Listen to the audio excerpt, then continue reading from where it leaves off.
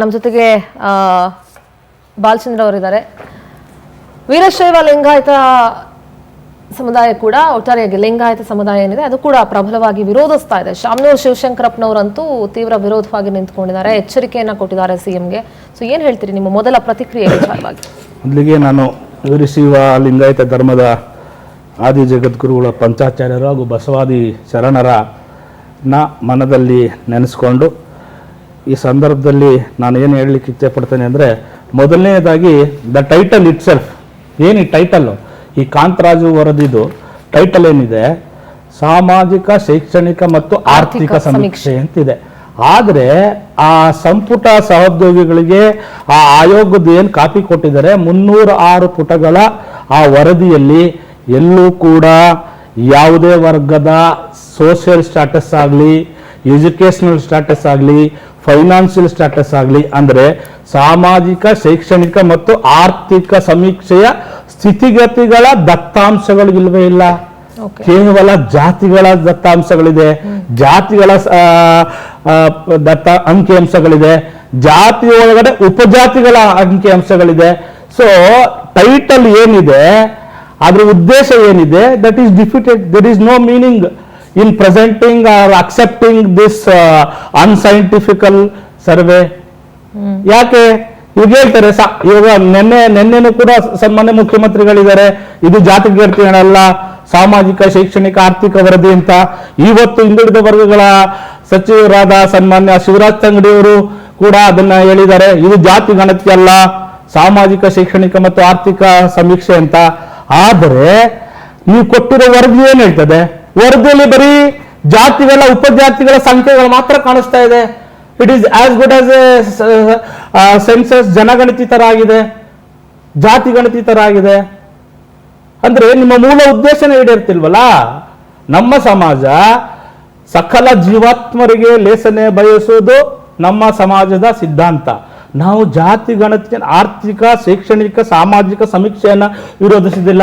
ಅದರ ಹೆಸರಿನಲ್ಲಿ ಸನ್ಮಾನ್ಯ ಸಿದ್ದರಾಮಯ್ಯನವರು ಅವ್ರು ಏನೋ ಒಂದು ಇಡನ್ ಅಜೆಂಡಾ ಇಟ್ಕೊಂಡು ಮಾಡ್ಲಿಕ್ಕೆ ಕೊಟ್ಟಿದ್ದಾರೆ. ತಮಗೆ ಇಡೀ ರಾಜ್ಯಕ್ಕೆ ಗೊತ್ತು, ಕಳೆದ ಬಾರಿ ಅವರು 2013ರಿಂದ 2018ರವರೆಗೆ ಈ ರಾಜ್ಯದ ಮುಖ್ಯಮಂತ್ರಿ ಆಗಿದ್ದಾಗ ಏನ್ ಮಾಡಿದ್ರು, ಅವ್ರ ಮೇಲೆ ಆಪಾದನೆ ಬಂತು, LGB ವಿರೋಧಿ, ಲಿಂಗಾಯತ್ ಗೌಡ ಬ್ರಾಹ್ಮಣರ ವಿರೋಧಿ ಅಂತ ಆಗಿತ್ತು. ಅವಾಗಲೂ ಕೂಡ ಈ ರಾಜ್ಯದ ಪ್ರಬಲ ಸಮುದಾಯವಾದ ವೀರಶೈವ ಲಿಂಗಾಯತ ಸಮುದಾಯನ ಹೊಡಿಲಿಕ್ಕೆ ನೋಡಿದ್ರು. ಒಡೆದು ಆಳುವ ನೀತಿ, ವೀರಶೈವರು ಬೇರೆ ಲಿಂಗಾಯತರು ಬೇರೆ ಅಂತ ಆಗ ಕೂಡ ಗುಲ್ಲೆಬ್ಸಿದ್ರು. ಅದರ ಮುಂದುವರೆದ ಭಾಗ ಇದು. ಈಗ ನೋಡಿ, ಈ ನನ್ನ ಹತ್ರ ಈ ವರದಿಯ ಈ ಕಾಂತರಾಜರವರ ವರದಿಯ ಕಾಪಿಗಳಿದೆ. ಇದರಲ್ಲಿ ಒಂದೇ ಎಷ್ಟು ಕನ್ಫ್ಯೂಷನ್ ಮಾಡಿಟ್ಟಿದ್ದಾರೆ ಅಂದ್ರೆ, ಇವರು ಸಂಕೇತಗಳು ಏನ್ ಕೊಟ್ಟಿದ್ದಾರೆ, ಕೋಡ್ಗಳನ್ನ, ಜಾತಿಗಳು ಉಪಜಾತಿಗಳ ಕೋಡ್ಗಳನ್ನ, ಅದರಲ್ಲಿ ಕನ್ಫ್ಯೂಷನ್ ಇದೆ. ಒಂದು ಕಡೆ ಇಲ್ಲಿ ನೋಡಿ, A0743 A0743 ಲಿಂಗಾಯತ ಗೌಳಿ ಅಂತದೆ. ನೆಕ್ಸ್ಟ್ A0343 ಗೌಳಿ ಲಿಂಗಾಯತ ಅಂತದೆ. ಅಂದ್ರೆ ಪದಗಳನ್ನ ಹಿಂದು ಮುಂದು ಮಾಡಿ ಸಂಕೇತಗಳನ್ನ ಕೊಟ್ಟು ಜನಗಳಲ್ಲಿ ಓಕೆ ಏನು ವಿದ್ಯಾವಂತರಿಗೆ ಕನ್ಫ್ಯೂಸ್ ಆಗ್ತದೆ. ಈ ರೀತಿ ಗೊಂದಲಗಳನ್ನ ಇಟ್ಟಿರೋ ಸಂಕೇತಗಳನ್ನು ಕೊಟ್ಟಂತ ಈ ವರದಿ ಎಷ್ಟು ವೈಜ್ಞಾನಿಕ ಆಗ್ತದೆ. ಮತ್ತೆ ಇನ್ನೊಂದು ಮೇಡಮ್, ತುಂಬಾ ಇಂಪಾರ್ಟೆಂಟ್ ಪಾಯಿಂಟ್ ನಾನು ಹೇಳ್ತೇನೆ.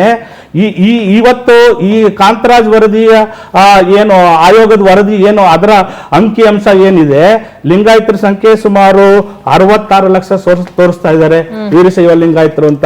ನಾನು ಅದಕ್ಕೆ ಬರ್ತೇನೆ ಮೇಡಮ್. ಈ ಹಿಂದೆ ಈ ರಾಜ್ಯದಲ್ಲಿ ನಡೆದಂತ ಆಯೋಗಗಳ ಸಮೀಕ್ಷೆ 1975ರಲ್ಲಿ ಬಂದಂತ ಆವನೂರು ಆಯೋಗದ ಪ್ರಕಾರ 43 ಲಕ್ಷ ಇದೆ. 1984ರ ವೆಂಕಟಸ್ವಾಮಿ ಆಯೋಗ 61 ಲಕ್ಷ ತೋರಿಸ್ತಾ ಇದೆ ವೀರಶೈವ ಲಿಂಗಾಯತರನ್ನ. ನಂತರ 1990ರಲ್ಲಿ ಚಿನ್ನಪ್ಪ ರೆಡ್ಡಿ ಆಯೋಗ ಬಂತು, ಅದು ಕೂಡ 61 ಲಕ್ಷ ತೋರಿಸ್ತಾ ಇದೆ. ಒಂದೇ ಮೇಡಮ್ ಇಂಪಾರ್ಟೆಂಟ್ ಸಬ್ಜೆಕ್ಟ್ ಕಂಪ್ಲೀಟ್ ಆಗಿಲ್ಲ ಮೇಡಮ್. ಈ ಸಂಖ್ಯೆ ದಯಮಾಡಿ ಅವಕಾಶ ಮಾಡ್ಕೊಳ್ಳಿ ಪ್ಲೀಸ್. ಇಲ್ಲ, ಇದು ಕಂಪ್ಲೀಟ್ ಆಗಲಿಲ್ಲ. ಸೆನ್ಸಸ್ ಪಾಪ್ಯುಲೇಷನ್ ಒಂದು ಫಾರ್ಮುಲಾ ಇದೆ. ಎವ್ರಿ ಡೆಕೆಡ್ ಅಂದ್ರೆ 10 ವರ್ಷಕ್ಕೊಂದ್ಸರಿ ಸೆನ್ಸಸ್ ನಡೆದಾಗ ಅದು ಇನ್ಕ್ರೀಸ್ 17.3% ಫಾರ್ಮುಲಾ ಇನ್ಕ್ರೀಸ್ ಆಗ್ಬೇಕು ಅಂತ. ಆ 17.3 ನೀವು ಲಾಸ್ಟ್ 1990ರ ಚಿನ್ನಪ್ಪ ರೆಡ್ಡಿ ಆಯೋಗದ ಮೇಲೆ ಅಪ್ಲೈ ಮಾಡಿದ್ರೆ 61 + 17%, ಅಲ್ಲಿಂದ 3 30 ವರ್ಷ ಹತ್ರ ಆಗಿದೆ ಅಂದ್ರೆ ಎಷ್ಟು ಸಂಖ್ಯೆ ಆಗ್ಬೇಕು?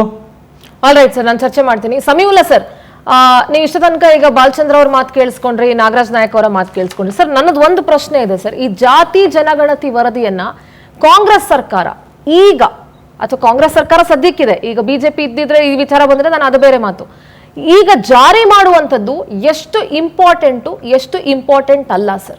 ಯಾಕೆಂದ್ರೆ ಅಶೋಕ್ ಅವರು ಒಂದು ಮಾತು ಹೇಳ್ತಾರೆ, ಸಿದ್ದರಾಮಯ್ಯ ಅವರು ಹಿಂದೂಗಳನ್ನ ಒಡೆಯೋದ್ರಲ್ಲಿ ನಂಬರ್ 1 ಆಗಿ ನಿಂತ್ಕೊಂಡು ಬಿಟ್ಟಿದ್ದಾರೆ, ಅವರು ಜಾತಿಗಳ ನಡುವೆ, ಸಮುದಾಯಗಳ ನಡುವೆ ಬೆಂಕಿ ಹಚ್ಚಕ್ ನಿಂತ್ಕೊಂಡಿದ್ದಾರೆ ಅಂತ ಅಶೋಕ್ ಒಂದು ಮಾತು ಹೇಳ್ತಾರೆ.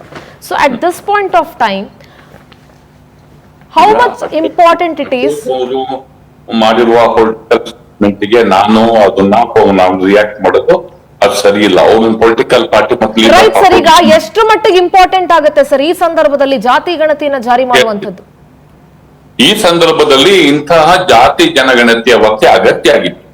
ಕಾಂಗ್ರೆಸ್ ಪಕ್ಷ ಅದನ್ನ ತನ್ನ ಐಡಿಯಾಲಜಿಕಲ್ ಆಗಿ ಒಂದು ಫಾರ್ಮುಲಾ ಅನ್ನುವ ರೀತಿಯಲ್ಲಿ ಬಳಸ್ತೇವೆ ಅನ್ನೋದನ್ನ ಅವರ ವಲಯದಲ್ಲಿ ಸಾಕಷ್ಟು ಅದನ್ನ ಚರ್ಚೆ ಮಾಡಿದೆ. ಜೊತೆಗೆ ಜಾತಿ ಜನಗಣತಿಯನ್ನ ನಾವು ಅಧಿಕಾರಕ್ಕೆ ಬಂದ್ರೆ ಮಾಡಿಸ್ತೇವೆ ಅನ್ನೋದು ಅವರ ಚುನಾವಣೆಯ ಪ್ರಣಾಳಿಕೆಯಲ್ಲಿ ಹೇಳಿರೋ ಸಂಗತಿಯಾಗಿದೆ. ಈ ವಿಚಾರವೂ ಕೂಡ ಮುಖ್ಯಮಂತ್ರಿಗಳು ಇದನ್ನ ಪ್ರೆಸೆಂಟ್ ಮಾಡ್ಬೇಕಾದ್ರೆ ಒಂದಿನ ಮೊದಲಷ್ಟೇ ಗುಜರಾತಿಗೆ ಹೋಗಿ ಬಂದಿರ್ತಾರೆ. ರಾಹುಲ್ ಗಾಂಧಿ ಅವರು ಅದನ್ನ ಹೇಳಿರ್ತಾರೆ. ಇದನ್ನ ಪ್ರೆಸೆಂಟ್ ಮಾಡ್ಬೇಕಾದ್ರೂ ಕೂಡ ಮೊದಲನೇ ಶಬ್ದವೇ ಕ್ಯಾಬಿನೆಟ್ ಅಲ್ಲಿ ಕರೆದ ಕ್ಯಾಬಿನೆಟ್ ಅಲ್ಲಿ ಸಿಎಂ ಹೇಳಿದ್ದು ರಾಹುಲ್ ಗಾಂಧಿ ಅವರ ಸೂಚನೆಯ ಮೇರೆಗೆ. ರಾಹುಲ್ ಗಾಂಧಿ ಅವರ ಸೂಚನೆಯ ಮೇರೆಗೆ ಅಂದ್ರೆ ಎರಡು ತರ ಆಗ್ಬೋದು. ಒಂದು, ರಾಹುಲ್ ಗಾಂಧಿ ಅವರೇ ಇದನ್ನ ಪ್ರೆಸೆಂಟ್ ಮಾಡಿ ಅಂತ ನನಗೆ ಕಟ್ನಿಟ್ಟಾಗಿ ಹೇಳಿರೋದ್ರಿಂದ ನಾನು ಇದನ್ನ ಪ್ರೆಸೆಂಟ್ ಮಾಡ್ತಿದ್ದೀನಿ ಅಂತ ಹೇಳೋದ್ರ ಮೂಲಕ ಇದರ ವಿರುದ್ಧ ಪಕ್ಷದ ಒಳಗೆ ಬರಬಹುದಾದಂತಹ ವಿರೋಧವನ್ನ ತಕ್ಷೋದಕ್ಕೆ ಅದೊಂದು ಸ್ಟ್ರಾಟಜಿ ಅಂತಲೂ ಅನಿಸ್ಬಹುದು. ಜೊತೆಗೆ ಇದು ನ್ಯಾಷನಲ್ ಆಗಿ ನಮ್ದೊಂದು ಪ್ರೋಗ್ರಾಮ್ ಇರೋದ್ರಿಂದ ಇದನ್ನ ಕರ್ನಾಟಕದಲ್ಲಿ ಇಂಪ್ಲಿಮೆಂಟ್ ಮಾಡೋದ್ರ ಮೂಲಕ ನೇಷನ್ ವೈಡ್ ಒಂದು ಟ್ರೆಂಡ್ ಸೆಟ್ ಮಾಡೋದಕ್ಕೆ ಒಂದು ಸ್ಟ್ರಾಟಜಿನ ನಾವು ಬ್ಯಾಕ್ವರ್ಡ್ ಪರ ಇದೀವಿ, ನಾವು ಅಲ್ಪಸಂಖ್ಯಾತರ ಪರ ಇದೀವಿ, ನಾವು ಪರಿಶಿಷ್ಟ ಜಾತಿ ವರ್ಗಗಳ ಪರ ಇದೀವಿ ಅಂತ ರಾಷ್ಟ್ರ ಮಟ್ಟದಲ್ಲಿ ಒಂದು ಸಂದೇಶ ಕೊಡೋದಕ್ಕೆ ಯತ್ನವೂ ಇರಬಹುದು ಇದು. ಆದ್ರೆ ವರದಿ ಬಹಿರಂಗವಾದ ನಂತರ ವಾತಾವರಣ ಈಗ ಬಹಿರಂಗ ಆಗಿದೆ. ಅದು ಯಾವ ತೀರ್ವನ್ನ ಪಡ್ಕೊಳ್ಳುತ್ತೆ ಅನ್ನೋದು ಮುಖ್ಯ. Correct sir, correct. ಮತ್ತು ಯಾವ ತೀರ್ವನ್ನ ಪಡ್ಕೊಂಡು ಅದು ಸರ್ಕಾರದ ಬಗ್ಗೆ ಯಾವ ಒಪಿನಿಯನ್ ಅನ್ನು ಕೂಡ ಅದು ಬಿಲ್ಡಪ್ ಮಾಡುತ್ತೆ ಮತ್ತು ಇದನ್ನ ಹೇಗೆ ಅವರು ಹ್ಯಾಂಡಲ್ ಮಾಡ್ತಾರೆ ಅನ್ನೋದು ಮುಖ್ಯ. ಹೀಗಾಗಿ ಇದೇ ಮೊದಲನೇ ಬಾರಿಗೆ ಕ್ಯಾಬಿನೆಟ್ ಮೀಟಿಂಗ್ ಅನ್ನ ಅವರು ಕರೆದಿದ್ದಾರೆ. ಇದೆಲ್ಲ ಆದ್ಮೇಲೆ ಮೊದಲನೇ ಕ್ಯಾಬಿನೆಟ್ ಅಲ್ಲಿ ಮಂಡಿಸಿದ್ರು ಅಷ್ಟೇ. ಇಡೀ ಇದ್ರ ಬಗ್ಗೆ ಎಕ್ಸ್ಕ್ಲೂಸಿವ್ ಆಗಿ ಇದ್ರ ಬಗ್ಗೆ ಚರ್ಚೆ ನಡೆಸೋದಕ್ಕೆ ಇವತ್ತು ಕ್ಯಾಬಿನೆಟ್ ಮೀಟಿಂಗ್ ಅನ್ನ ಕರೆದಿದ್ದಾರೆ. ಈ ಕ್ಯಾಬಿನೆಟ್ ಮೀಟಿಂಗ್ ಅಲ್ಲಿ ಏನಾಗುತ್ತೆ ಅನ್ನೋದು ಮುಖ್ಯ. ಈ ಕ್ಯಾಬಿನೆಟಿನ ಡಿಸಿಷನ್ ನಂತರದ ಡೆವಲಪ್ಮೆಂಟ್ ಈ ವರದಿಯ ಭವಿಷ್ಯವನ್ನ ಮತ್ತು ಮುಂದಿನ ರಾಜಕೀಯ ವಿದ್ಯಮಾನವನ್ನ ನಿರ್ಧಾರ ಮಾಡಿ. ಸರ್, ಇದರ ಜೊತೆಗೆ ಈಗ ಕಾಂಗ್ರೆಸ್ ನಲ್ಲೇ ಈಗ ನೀವು ಕಂಡಿರೋ ಹಾಗೆ ಸಾಕಷ್ಟು ಜನ ವಿರೋಧ ಮಾಡ್ತಾ ಇರೋದನ್ನ ನೀವು ಗಮನಿಸ್ತಾನೆ ಇದ್ದೀರಿ.